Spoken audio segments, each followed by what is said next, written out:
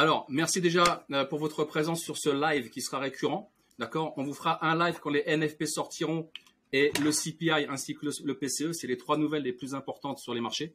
D'accord? Merci aussi pour votre présence sur YouTube, Telegram, LinkedIn. D'accord? N'oubliez pas le PACA. Je vous présente Karim qui est en ligne avec nous. Karim, c'est le modérateur de TradingView France et pays arabes. On a aussi avec nous Thomas Veillet, le Morning Bull du matin à 9 h sur Swissquote. On va débattre de tout ça, d'accord? On me demande souvent, est-ce que vous pouvez faire un canal où vous donnez des target estimation? Ça va venir, on va faire un canal privé, d'accord, pour les target estimation qui sera payant, d'accord?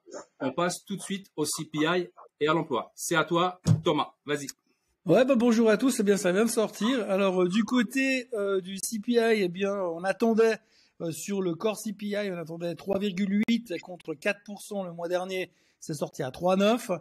Et sur le CPI tout court, on attendait 3,2 par rapport à 3,1 le mois dernier, donc une légère hausse. C'est pire, à 3,4%, donc l'inflation remonte gentiment, mais sûrement, un peu à l'image de ce qui s'est passé l'autre jour en France. Et puis deuxième chose, les jobless claims sont également sortis. On attendait 1,8, 1,87 demande d'indemnité chômage. Ça sort 34, donc là on s'y en dessous, mais c'est meilleur. C'est meilleur pour l'emploi, donc ça veut dire que l'emploi reste fort cette semaine en tous les cas et que l'inflation repart. Donc tout ça laisse supposer quand même que nos attentes de voir les taux baisser dès le mois de mars, eh bien c'est en train de s'étioler un tout petit peu. On l'a vu et entendu ces derniers temps, les gens de la Banque centrale américaine, la Fed, sont venus à plusieurs, en tout cas 3 depuis le début de la semaine pour dire que ils voyaient pas une hausse, une baisse des taux urgente, mais plutôt quelque chose de décalé dans le temps. Bostich parlait de la deuxième partie de l'année et on parlait de 2 voire maximum 3 baisses de taux. Et je rappelle que le consensus du marché aujourd'hui est à 6 baisses de taux dès le mois de mars. Donc il y a un rééquilibrage qui va devoir se faire. D'ailleurs, c'est ce qu'on voit pour l'instant. Bon, c'est pas la fin du monde, on est bien d'accord. Mais sur l'annonce du chiffre, eh bien le futur a directement baissé. On est en hausse de 0,25% et puis on est repassé en baisse. Là, on rebondit déjà. Bon, ça veut pas dire grand-chose, mais globalement, les chiffres qui sont sortis aujourd'hui, comme ça, en 12 secondes, sans aller dans les détails, eh bien, c'est pas super pour l'inflation. C'est pas ce qu'on attendait et ça laisse songeur pour la suite. Ce qui va se passer surtout au niveau de cette fameuse baisse des taux. Baisse des taux qui, je le rappelle, est quand même la raison pour laquelle nous sommes montés depuis le 1er novembre jusqu'au 31 décembre 2023. Donc maintenant, il va falloir se poser quelques questions quand même.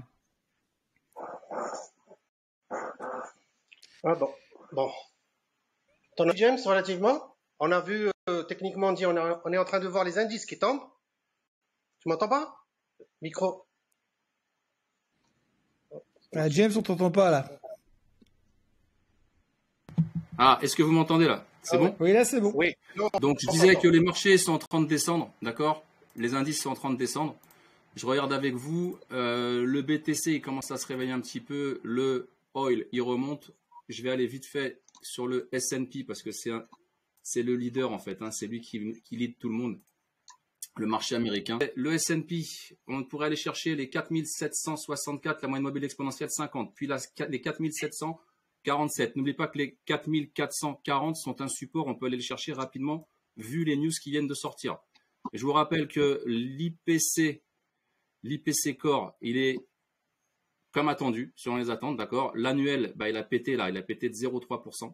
Donc ça, il peut y avoir du corrige-maman, on peut avoir une belle quenelle au piment d'Espelette là, vous voyez ce que je veux dire, bien rouge.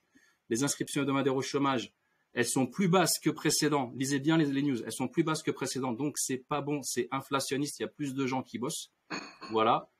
Donc, qu'est-ce que je vais faire encore? Je vais revenir, vous voulez le James a noté que le 10 ans le rendement du 10 ans est en train de repasser au-dessus des 4%. Exact.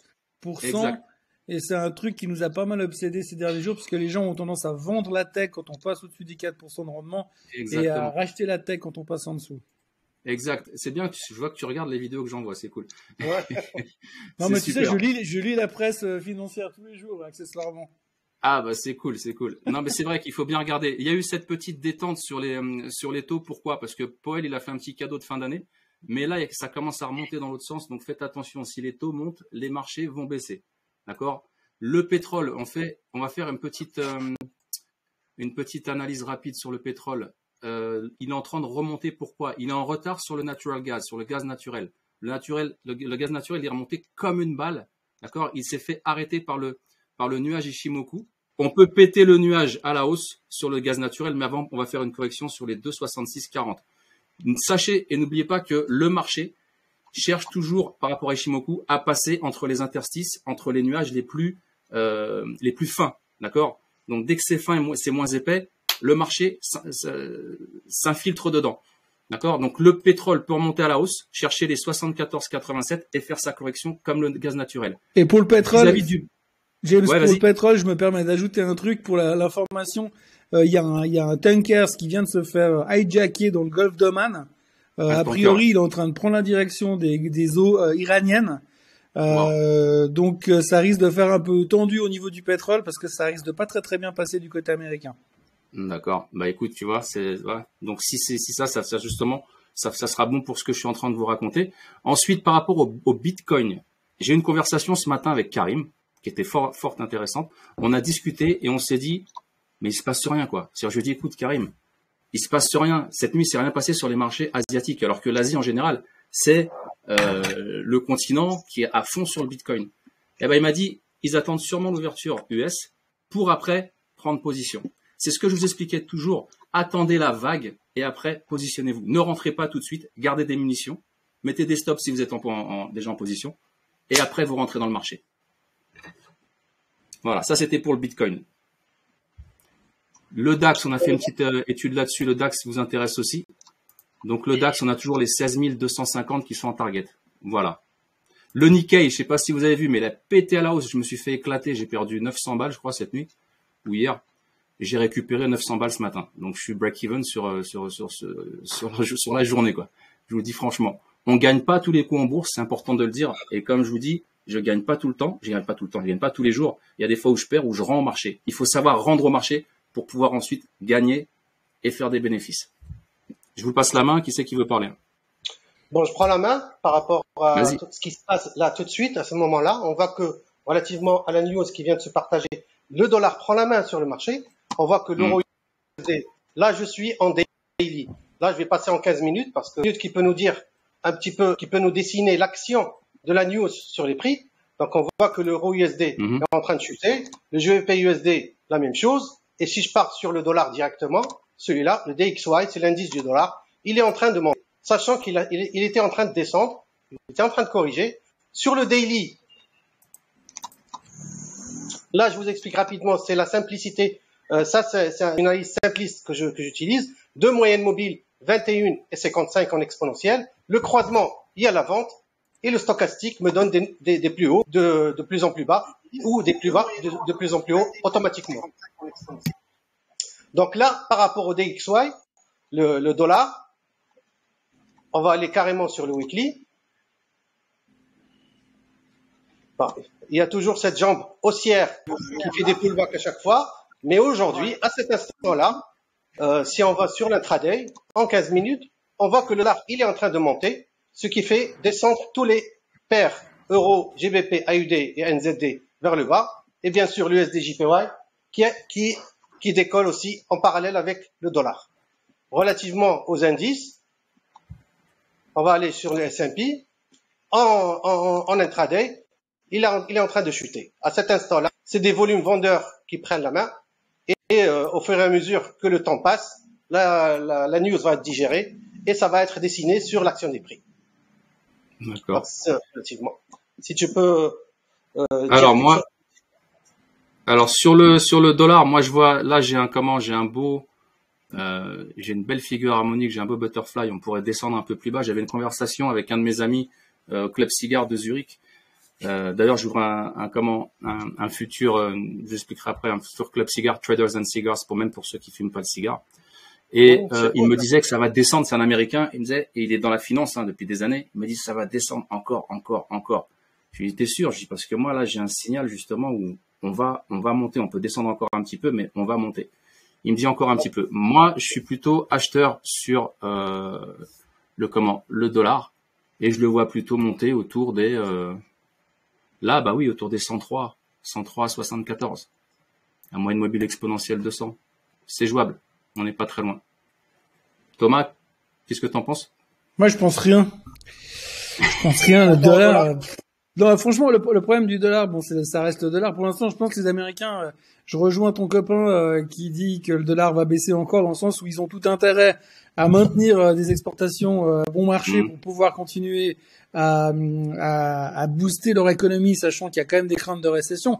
Parce qu'il faut pas oublier un truc, c'est qu'aujourd'hui, on se prend la tête avec l'inflation et on se dit ouh là là, il y a peut-être pas l'inflation réduit pas comme on veut, mais si le jour où ça commence vraiment à réduire, on va avoir un autre problème, ce sera la gestion de l'éventuelle récession. Hier, on a entendu Des Guindos en Europe qui disait que selon lui, il y avait des forts risques de voir l'Europe rentrer en récession. Je peine à imaginer que les Américains ne rentrent pas aussi en récession. Donc ce sera toute une grande question. Les Américains vont avoir besoin d'avoir un dollar faible et en plus ils sont dans une période électorale. Donc ils ont besoin d'un dollar faible. Ils ont besoin d'avoir un marché qui monte parce que de toute façon, que ce soit Biden a besoin d'un marché haussier et Trump aimerait bien avoir un marché qui se pète la gueule parce que du coup ça lui ouvrirait les portes pour prendre la main derrière pour la Maison Blanche. Donc je serais plutôt d'accord sur un dollar. À un moment donné, il va s'arrêter de baisser. On est d'accord, mais je serais plutôt d'accord pour un dollar faible, en tout cas pour cette année encore. Même si, et ça remonte, je pense pas que ce sera un bull market sur le dollar. On verra parce que le dollar, quand même, le ROC, le rate of change, je vous rappelle, qui vous donne la vitesse du momentum de l'action, de l'actif, peu importe, il est en territoire positif, les gars. Bon, je sais. Par contre, la problématique du dollar en termes de fondamentaux. Alors moi, je suis moins technique que vous, mais en termes de fondamentaux, pour moi, le dollar ou n'importe quelle autre monnaie, d'ailleurs, c'est du Muppet Show de toute manière. À l'époque, quand j'ai dû choisir entre me former sur les actions ou le dollar ou les monnaies, je me suis dit au moins les actions, t'as une histoire à raconter.